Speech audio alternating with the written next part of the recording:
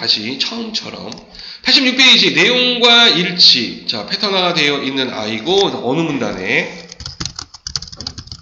언급이 되어 있느냐. 1번부터 5번 선택지에서 포인트 잡아야 돼요. 키워드 찾아서 그 키워드가 어디에 있는지 우리가 판단을 해야 된다는 거. 자, 2번 문항으로 가보면 기억이 의미하는 내용으로 가장 적절한 것은 있습니다. 그래서 기호가 나와 있고요. 그렇죠? 그래서 의미하는 내용으로 이제 적절한 게 뭐냐라고 이야기했어요. 자, 일단 기억이라는 것은 이제 기호로 나와 있고 역시 패턴이 나와 있죠. 그래서 기호로 나와 있으니까 지문 안에 밑줄이 그어져 있을 거예요. 그럼 우리는 밑줄만 읽어서는 알 수가 없으니까 관련 정보 찾기라는 전략을 써야 됩니다. 즉, 이 기억이 어떤 내용, 어느 위치에서 기억을 설명하고 있느냐.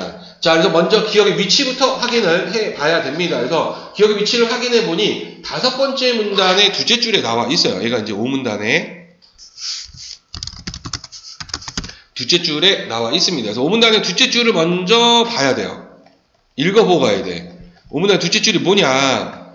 움직임을 수행할 때 나타나는 완전한 조용성이에요. 움직임을 수행할 때 나타나는 완전한. 여기서 포인트가 뭐야? 움직임, 그리고 완전, 조용성, 이 세 가지 단어가 핵심어지. 자, 얘가 지금 5번째 문단에 보면 첫 번째 앞부분에 나와 있기 때문에 그 뒤의 내용에서 얘네에 대한 설명이 나올 가능성이 굉장히 높습니다. 이해되나요? 그래서 이 위치를 가지고 우리가 추측을 해볼 수가 있다라는 거. 자, 그 다음에 3번 문항 한번 보시면, 자, 윗글을 바탕으로 보기를 이해라 했습니다. 윗글을 바탕으로 보기를 이해라라고 이야기했고, 결국에는 윗글을 바탕으로 윗글이 근거란 얘기예요. 자, 그래서 윗글의 내용을 보기하고 관련을 시키라는 거야. 보기를 읽었을 때 어느 부분하고 연결이 되느냐. 그래서 어느 문단과 연결이 되지, 어느 문단을 이용을 해야 되지 라는 걸 알 수 있죠. 자, 그리고 보기를 살짝 보니까 뭐예요? 복잡해 보이죠? 그림이 나와 있고 지금 선들이 많고 숫자가 보입니다. 이렇게. 그렇죠? 자, 제가 숫자가 보이면 어떻게 해야 된다? 숫자가 보이면 포기를 해야 된다. 그냥 포기를 해라. 왜? 여러분들이 못 푸는 게 아니라 시간 냠냠 하느냐. 시간 냠냠. 시간을 냠냠하면 어떻게 돼요? 점수가 냠냠. 이해됩니까? 얘가 시간을 쫙 빨아먹으면서 점수를 쫙 빨아먹어요. 그러니까 얘는 포기하고 안 풀어도 된다.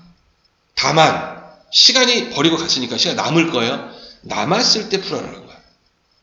이해되지? 자, 그래서 얘는 처음부터 포기를 해버리고, 그랬더니 진짜 포기하는 학생들이 있어요. 근데 포기하고 있어요. 아예 안 푸는 학생들.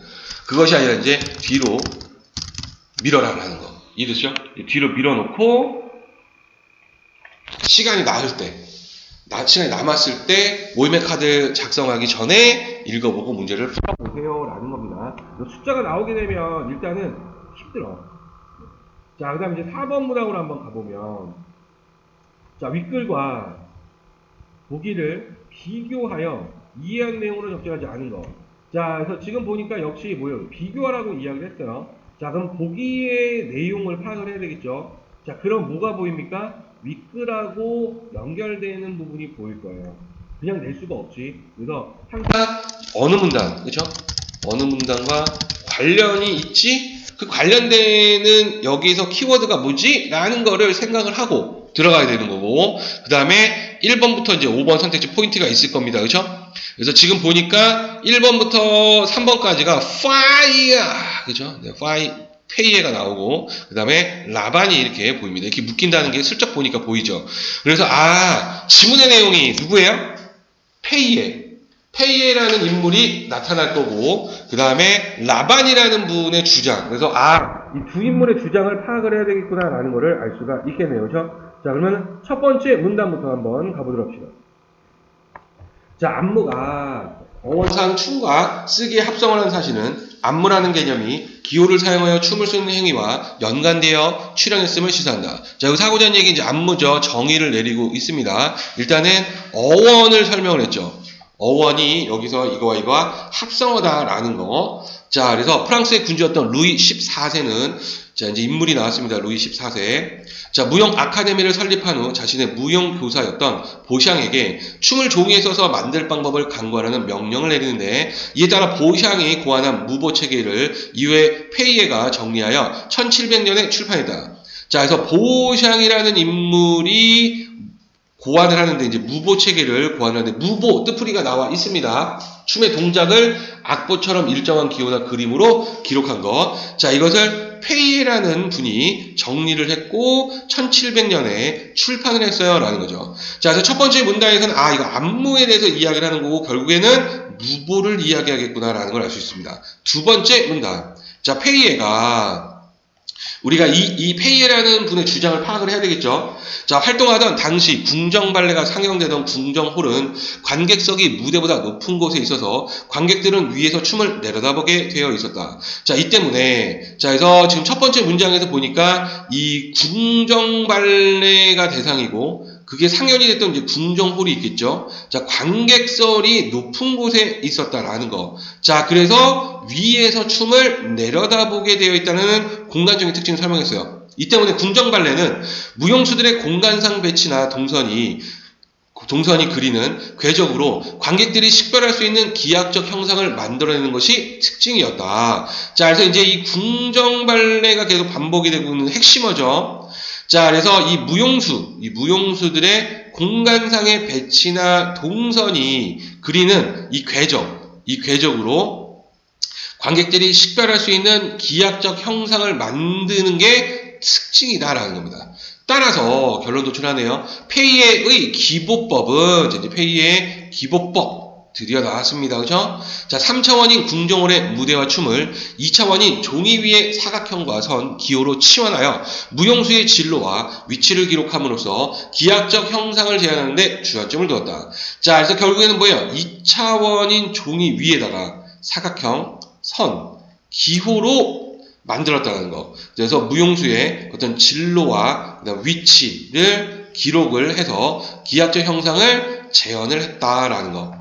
자, 그래서 두 번째 문단은 페이에가 만든 이 기보법을 이야기한 거죠. 그래서 종이에다가 사각형 선 기호로 바꿔서 기하학적 형상을 표현했어요. 그렇게 한 이유가 바로 뭐냐면 높은 곳에서 내려다보기 때문에, 위에서 내려보기 때문에 2차원 평면을 만들 수 있었다. 세 번째 문단으로 가서요. 페이에는 자신의 기보법을 통해 공간과 움직임이라는 두 가지 측면에서 춤의 원칙을 확립했다. 자, 그래서 이 공간 그리고 움직임 이 두 가지 측면에서 이제 춤의 원칙을 확립했다는 거죠. 우선 그는 춤이 발생하는 공간을 사각형으로 규정했다. 그래서 이제 첫 번째 공간 반복되고 있죠. 이 공간은 사각형으로 규정했다는 거예요. 자, 무보 페이지에 맞게 그려진 사각형은 직사각형 구조의 궁정홀 전체 공간을 의미한다. 자, 그래서 이 사각형은 바로 궁정홀 전체 공간이다라는 거. 또한 그는 춤의 움직임을 구성하는 요소를 포지션, 파 등 9개의 동작 요소와 카당스, 피겨로 세분화했다. 자, 지금 보니까 춤의 움직임을 구성하는 요소. 자, 춤의 움직임을 구성하는 이 요소를 포지션, 파 등의 9개의 동작 요소, 그 다음에 카당스, 그 다음에 피겨, 이거로 세분화했다는 거예요. 자, 그래서 포지션과 파는 반복되고 있는 핵심어죠. 동작 요소 중에 하나입니다. 각각 발의 위치와 발을 내딛는 형태를 나타내고 있다. 그래서 포지션은 발의 위치, 파는 발을 내딛는 형태. 자, 카당스는 반복되고 있는 핵심어죠. 움직임의 박자. 그리고 피겨는 핵심어죠. 무용수의 동선이다라는 거. 자, 페이의 기보법은 사각형 안에 피겨를 표시하는 선이 그려져 있고, 자, 그래서 이 페이의 기보법 설명을 합니다. 사각형 안에 피겨를 표시하는 선이 있다라는 거. 자, 그 다음에 그 선, 피겨를 표시한 그 선에 카당스와 동작 요소를 표시하는 기호들이 결합되어 있다. 이렇게 이야기하고 있습니다. 자, 춤의 각 동작은 언제나 포지션에서 시작하기 때문에 무용수의 움직임은 연속적 과정이 아니라 무대 위 특정 위치에서 정해진 자세를 취하는 것이 강조된다. 자, 그래서 이 춤의 각 동작은 포지션에서 시작한다. 자, 그래서 무용수의 움직임은 연속적 과정이 아니라 무대 위 특정 위치에서 정해진 자세를 취하는 것이 강조가 된다. 이렇게 이야기했습니다. 자, 그래서 세 번째 문단에서 보면 이 페이의 그 기보법, 이 기보법에 대해서 이야기하는 페이가 공간과 움직임 두 가지로 했다라는 거예요. 그래서 첫 번째 그 사각형을 이야기합니다. 그래서 공간은 사각형이다라는 거. 두 번째, 춤의 움직임 구성 요소, 포지션과 파, 즉 동작 요소, 카당스, 피겨를 설명했고, 그래서 그 기보법에는 피겨가 표시되어 있고, 그 다음에 카당스하고 동작 요소가 결합되어 있어요라는 거. 그러다 보니까 연속적 과정이 아니라 특정 위치에서 정해진 자세만 나타나게 된다. 자, 네 번째 문단으로 가서 춤의 동작을 구성하는 행위와 그 동작을 기호하는 행위는 별개의 것이지만 페이의 기보법에 의해 안무라는 용어는 종이 위에 기호를 써서 춤을 창작하는 것을 의미하게 된다. 자, 페이의 이 기보법에 의해서 자, 이 안무라는 개념이 용어가 바뀌어요. 종이 위에 기호를 써서 춤을 창작하는 것이 바로 안무다라고 합니다. 이제는 종이에 쓰는 게 안무다라는 거예요. 실제 춤을 추는 것이 아니라.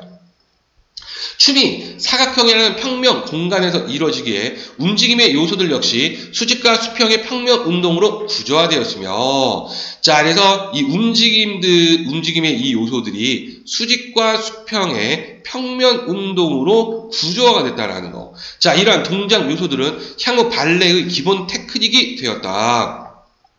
자, 그래서 이제 그 향후 발레의 기본 테크닉이다라는 거죠. 자, 안무가 평면 위에 기하적 형상을 그리는 것을 주된 목적으로 하는 작업이 되면서 2차원 조형성이 춤의 미적 규범으로 확립되었다. 자, 그래서 2차원의 이 조형성이 춤의 미적 규범이 되어버렸다라는 거죠. 그래서 실제로 춤을 추는 그 동작이 아니라 종이 위에 기호를 써서 창작을 하다 보니까 그 종이 위에 쓴 그 조형성이 미적 규범이 되어버렸다는 겁니다. 자, 이제 다섯 번째 문단으로 가서요. 시험 문제 물어보는 아이가 나오죠. 이렇게. 그쵸? 그래서 얘는 아까 놓쳤지만 제가 이렇게 봤을 때 이렇게 표시를 해놔야 돼요. 표시를 안 해놓으면 쓱 지나가요. 자, 20세기 초의 안무가 라반은, 이제 라반이라는 분이 나는데 이 라반은 안무가입니다. 자, 페이의 무용기보법을 춤에 대한 이론적 탐구의 토대로 삼아 자신의 무용기보법을 고안하고 이를 움직임을 수행할 때 나타나는 완전한 조형성을 기부할 수 있다고 말했다. 자, 그래서 이 페이의 무용기보법을 이론적 탐구의 토대로 삼아서 자신의 무용기보법을 고안했다는 거. 자, 그러면서 뭐라고 얘기해요? 움직임을 보여줄 수 있다. 움직임을 보여줄 수 있다까지 이야기를 합니다. 자, 라반은 당대의 지배적인 춤 형식이었던 발레의 공간 구조를 비판적으로 검토함으로써 새로운 춤의 공간 구조를 모색하고 움직임의 원리를 밝히고자 했다. 자, 여기서 지금 보니까 그 발레의 공간 구조를 비판했어요. 비판적으로 이제 검토를 했죠. 그래서 새로운 춤의 공간의 구조를 모색을 했다라는 거. 그래서 움직임의 원리를 밝히고자 했다. 자, 그는 포지션과 자세가 중심이 되는 발레의 고정적인 공간과는 다르게 춤이 실제로 발생하는 공간은 끊임없는 형태의 변화가 발생하는 공간이라고 보았다. 자, 그래서 이 발레는 고정적인 공간이다라는 거죠. 그리고 거기는 포지션과 자세가 중심이 됩니다. 그래서 이제 발레를 설명을 했고, 자, 이 춤이 실제로 발생하는 이 공간은 끊임없는 형태의 변화가 발생하는 공간이에요. 라는 겁니다. 자, 그래서 결국에 차이점은 뭐예요? 발레는 고정적이었다면, 이 실제는, 여기서 말하는 이 실제는 변화다라는 겁니다. 변화가 발생한다. 그래서 이 라반은 그 발레를 비판적으로 검토하면서 결국에는 이 변화가 발생하니까 이 변화를 보여주려고 하는 거죠. 그러다 보면 이 변화를 보여주면 뭐라는 거야? 완전한 조형성을 보여줄 수 있을 것이다. 연결이 되는 게 보이죠. 여기서 지금 이 연결이 바로 뭡니까?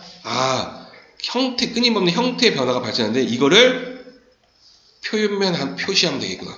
그러면 완전한 조형성이 나타나겠구나.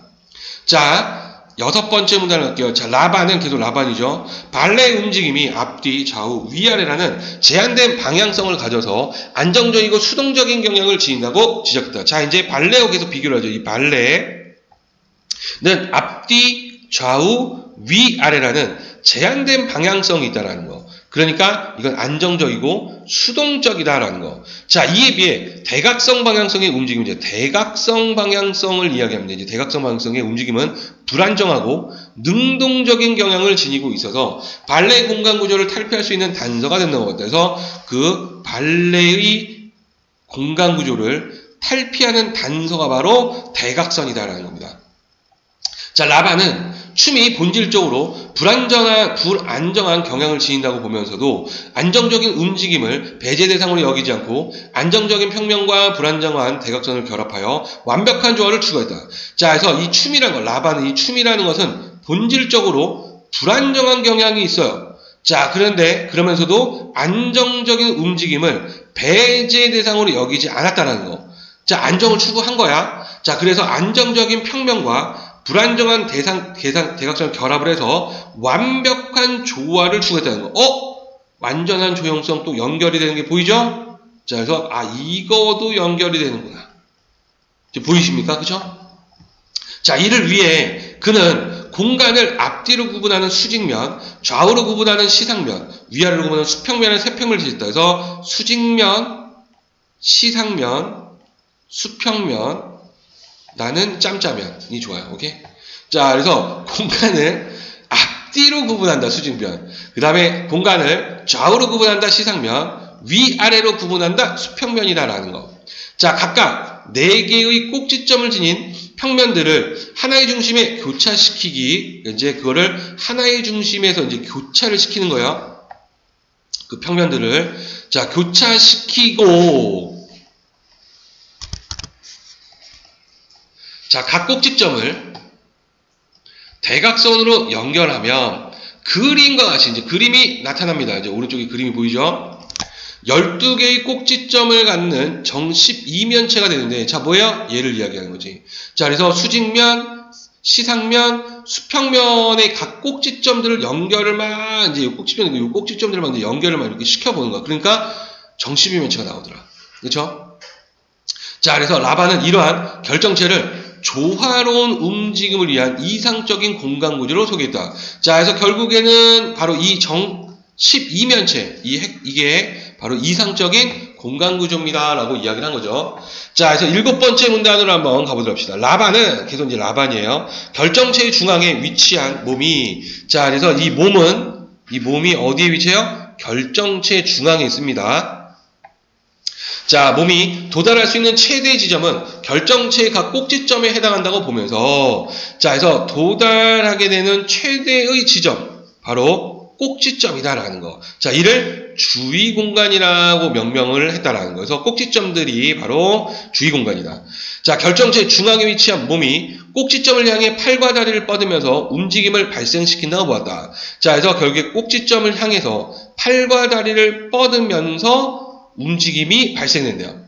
자, 그는 몸의 사지가 결정체의 꼭지점들을 일정한 순서에 따라 경유하며 연속적으로 움직이는 형식을 뜻하는 스칼라라는 개념을 제안했는데, 자, 이제 스칼라라는 개념이 나옵니다. 자, 결국에 뭐야? 이 몸의 사지가 결정체의 꼭지점들을 일정한 순서에 따라 경유하면서 연속적으로 움직이는 형식이 바로 스칼라라는 거야.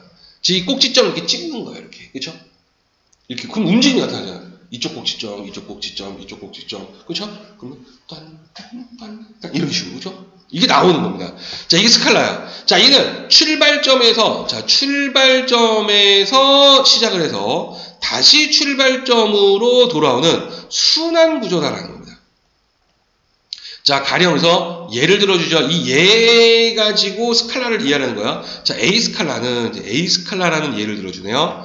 정 12면체를 구성하는 수직면의 꼭지점에서 시작을 해서 시상면의 꼭지점을 거쳐서 수평면의 꼭지점에 이르는 과정을 4차례 되풀이하고 12개 꼭지점 모두를 순서대로 경유하는 움직임이다. 자, 그래서 A 스칼라가 뭔지 지금 그 개념을 설명을 해주죠.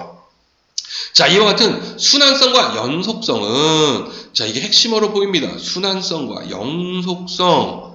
자, 지금 순환과 지금 연속이라는 데는 계속 반복되고 있죠. 자, 공간과 조화를 이루며 3차원 조형성을 구현한다는 거예요. 자, 라반은 신체를 움직임을 발생시키는 하나의 도구로 인식하며, 라반은 이 신체라는 거, 도구다라는 겁니다. 신체는 도구다. 뭐의 도구? 움직임을 발생시키는 도구. 안무의 개념을 움직임의 원리를 파악하고 서술하는 것으로 규정했다. 자, 다시 개념이 바뀝니다. 자, 라반의 안무는 바로 움직임의 원리를 파악을 하고 서술하는 거다. 설명하는 거. 자, 이에 따라 그는 신체 동작의 연속성을 효과적으로 나타내기 위해 무용수의 신체를 중심으로 세 개의 세로선에 기호를 활용하여 신체가 공간상에서 움직이는 일련의 과정을 기록하는 무용기호법을 개발했다.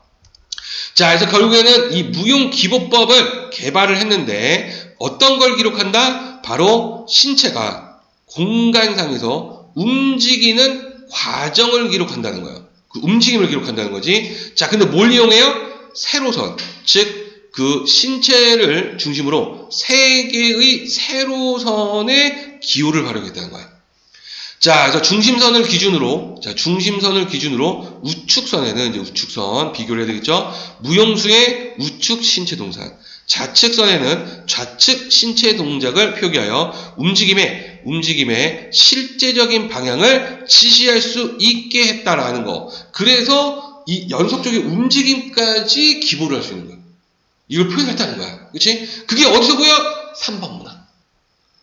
3번 문항. 그쵸? 자, 그 다음에 이제 마지막 8번째 문단으로 한번 가보도록 합시다. 자, 라반은 인간의 가장 완전한 행위와 표현이 가능한 3차원 공간에서 움직임의 원리와 표현 방식을 탐구하여 20세기 초 현대무용의 전개에 중요한 토대를 마련했다. 자, 그래서 지금 이 3차원 공간의 움직임의 원리와 표현 방식을 탐구해서요, 현대무용의 중요한 토대가 됐다라는 거. 한편 라반의 논의는 움직임을 지시한 안무와 그에 따른 움직임만이 강조되어 춤을 수행하는 행위 주체에 대한 고려가 배제되어 있다는 점이 한계로 지적되기도 했다. 그래서 그 행위 주체에 대한 고려가 배제되어 있어요 라는 게 한계점, 문제점으로 지적이 되었다라고 이야기를 하고 있습니다. 자, 그래서 결국에는 지금 페이에의 주장, 이제 페이에가 그 기보법을 만들고 그 다음에 그 뒤에 라반이라는 안무가가 등장을 하면서 이제는 동작의 움직임까지 기보할 수 있게. 그렇죠? 페이에는 각 위치의 정지 동작, 그래서 연속되는 동작은 기록하지 못했지만 라반은 그 연속되는 동작까지 기록할 수 있게 했어요 라는 것이 전체적인 내용이라는 거야. 자, 그럼 1번 윗글의 내용과 일치하지 않는 게 무엇입니까? 했을 때 정답 2번인데 한번 보면 페이의 무용기보법에서 페이에입니다. 그렇죠? 페이의 그 기보법에서 춤의 구성 요소를 정의하고 이를 기호화했다 이렇게 되어 있습니다. 자, 그래서 지금 보면은 3번을 읽고, 그죠? 네. 맞는 말이잖아요. 2번을 읽어야 되는데 왜 쟤는 3번을 읽었을까요? 어머 미쳤나봐. 다시. 자, 페이에 무용기보법이 보급이 되면서 춤의 창작과 기록이 분리되었다 이렇게 했는데 분리되었다 한번 볼까요? 네 번째 문단 4문단에 첫째 줄과 둘째 줄로 한번 가봅시다. 자, 첫째 줄과 둘째 줄을 가보니까 뭐라고 나오냐? 춤의 동작을 구성한 행위와 별개의 거지만 페이의 기보법에 의해 안무란 용어는 종이 위에 기호를 써서 춤을 창작한다 그랬어요. 기호를 써서 춤을 창작한다. 그런데 여기서는 창작과 기록이 분리가 됐대요. 아이고, 쓰는 건 기록인데 분리가 된 것이 아니네요. 기록을 통해서 창작을 한 겁니다. 그렇죠? 그래서 2번이 틀렸구나. 자, 2번 문항으로 한번 가봅시다. 자, 기억이 의미하는 내용. 아까 완전한, 그쵸? 그 완전한 조형성 했을 때 그 5번째 문단의 마지막 형태 변화가 발생하는 거를 이제 그리면 되는 거. 그 다음에 6번째 문단에서도 언급을 했죠. 6번째 문단에서도 그 언급이 되었었다. 자, 이랬을 때 지금 답을 보면 정답이 4번인데, 자, 연속적이고 순환적인 움직임이 3차원 공간과 이루는 조화다라는 거. 자, 이거 6번째 문단이는 7번째 문단이군요. 7번째 문단에 가보면 7번째 문단의 8째 줄 한번 갈게요. 7번째 문단의 8째 줄로 한번 가보면 어디야? 5, 6, 7, 8, 네. 이 부분이지. 자, 순환성과 연속성은 공간과 조화를 이루며 3차원 조형성을 구현한다. 이렇게 이야기를 했습니다. 그렇죠?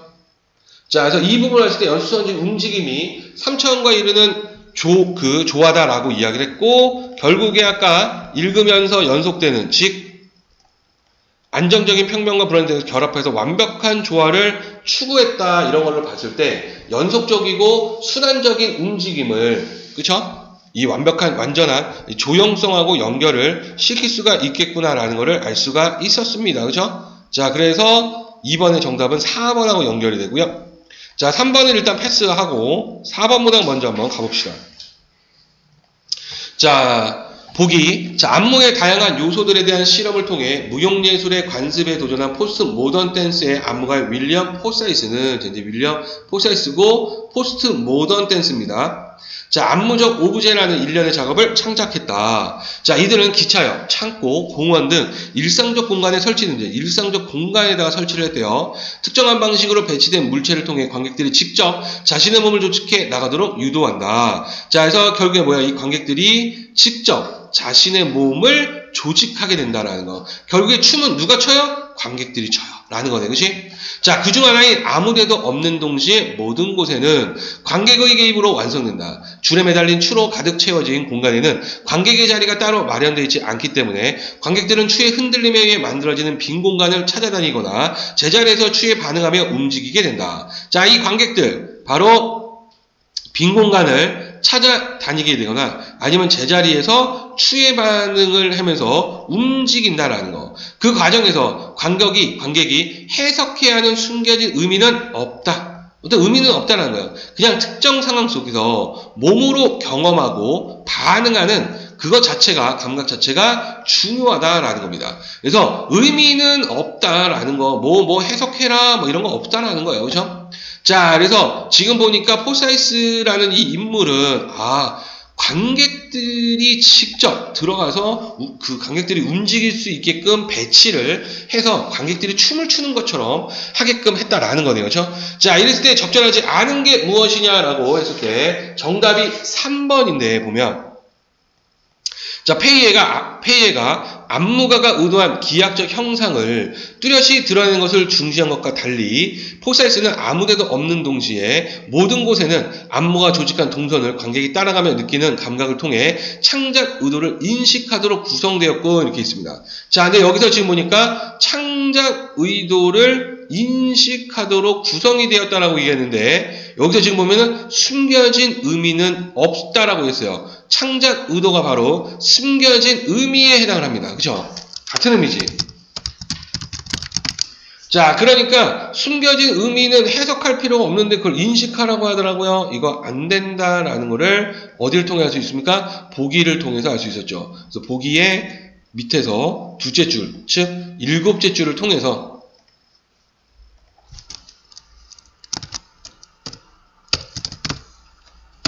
보기에 일곱째 줄을 통해서 그냥 답이 3번이구나 라는 거를 알 수가 있었다라는 거.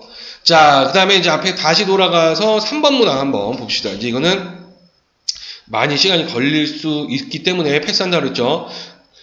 자, 그럼 내용으로 한번 가보면 이제 그림이 있어요. 그렇죠? A 스칼라를 설명했습니다. 자, A 스칼라는 7번째 문단에 6째 줄부터 쭉 설명이 나와 있어요. 그렇죠? 가령 다음부터 나와 있습니다. 자, 이렇게 했을 때 적절하지 않은 거 정답이 5번인데 한번 보시면 한 평면 내에서 이동하는 안정적 움직임과 다른 평면으로 이동하는 불안정한 움직임이 교대로 나타난다 이렇게 되어 있습니다. 자, 그래서 지금 여기서 이제 끊어보니까 첫 번째는 한 평면 내에서 이동하는 안정적인 움직임이라고 이야기를 했는데 7번째 문단으로 한번 가보면 아까 7번째 문단의 6째 줄과 7째 줄로 한번 가볼게요. 그래서 1, 2, 3, 4, 5, 6. 자, A 스칼라에 대해 설명하고 있는 이 부분이죠. 정 12면체를 구성하는 수직면의 꼭지점에서 수직면에서 시작을 해서 시상면으로 거쳐서 수평면으로 이르는 과정이라고 했습니다. 그치? 자, 이렇게 해서 지금 보면은 수직면에서 시상면에서 수평면으로 간다 라는 걸 봤을 때 평면을 이동을 하잖아요. 근데 여기서 지금 뭐냐면 한 평면 내에서 이동하는 안정적인 움직임이라고 이야기했습니다. 그쵸? 그리고 지금 보니까 근데 한 평면 내에서 지금 이동을 하고 있느냐? 지금 이동을 하고 있지 않아요? 그러니까 평면에서 평면으로 지금 이동했지. 그치? 다른 평면으로 이동하는 불안정한 움직임. 이거는 맞죠? 자, 그래서 일단은 이 부분을 통해서 한 평면 내라는 단어가 틀렸다 이렇게 볼 수가 있고, 두 번째는 뭐냐면 여섯 번째 문단에 여기 이걸 키워드로 봤을 때 저는 이제 첫 번째는 한 평면, 이 평면이란 걸 키워드로 판단을 하려면 평면이면 얘로 가야 되는 거고, 여기서는 이제 두 번째 안정적인 움직임 하고 예를 들어서 안정적인 움직임과 불안정한 움직임으로 간다면 얘는 여섯 번째 문단으로 가야 돼요. 여섯 번째 문단에 넷째 줄과 다섯째 줄. 로 한번 가보면 뭐라고 이야기를 했냐? 안정적인 평면과 불안정한 대각선이라고 했어요. 이걸 결합했다. 이 부분을 본다면 결국에는 불안정한 움직임은 대각선이 됩니다. 평면이 아니라. 그렇죠? 그래서 이 부분은 대각선이구나. 그래서 두 가지로 판단을 해볼 수가 있는데 제가 봤을 때는 이걸로 낸 것 같아요. 요거 가지고. 그래서 불안정과 안정이라는 거. 자, 여기까지 혹시 질문 있으신 분 있나요?